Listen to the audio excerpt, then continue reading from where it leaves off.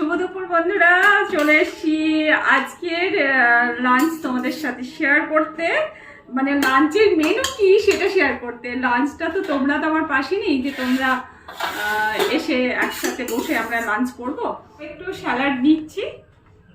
গরমের দিনে কি মানে যে কোনো সময় স্যালাড ভীষণই ভালো লাগে, কারণ স্যালাডে রুচি নিয়ে আসে, খেতে ভীষণ ভালো লাগে, তাই না?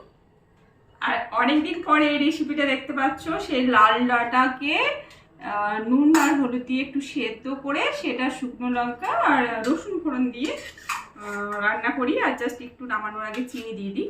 এটাও কিন্তু খেতে ভীষণই ভালো লাগে। আজকে রান্না করেছি মাছের তেল দিয়ে লাউয়ের কারি, যেটা শেয়ার করব অল্প করে, ছোট্ট করে আমি ভিডিও ক্লিপ নিয়েছি।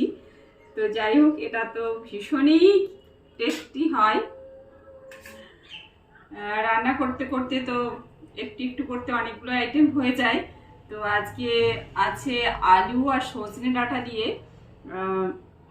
মানে ভাজা করেছি, নিম দিয়ে ভাজা করেছি, তো যেটা আগে দিতে ভুলেই গিয়েছিলাম। কালো জিরে, কাঁচা লঙ্কা দিয়ে পোনা, আর সঙ্গে একটা রুই মাছ আছে, বাটা মাছও আছে, সব মিক্স মাছ দিয়ে আর কি একটা পাতলা ঝোল বানিয়েছি ঝিঙে আর আলু দিয়ে। এই ঝিঙে দিয়ে মানে খেতে কতটা টেস্টি হবে বুঝতেই পারছো। আজকের থালিটা একটু ক্লোজে দেখো। তাহলে চলো খাওয়া শুরু করি। ঝিঙে আলু দিয়ে ঝোলটা খেতে হেভি টেস্টি হয়েছে। তো চলো খাওয়া শুরু করলাম। টাটা।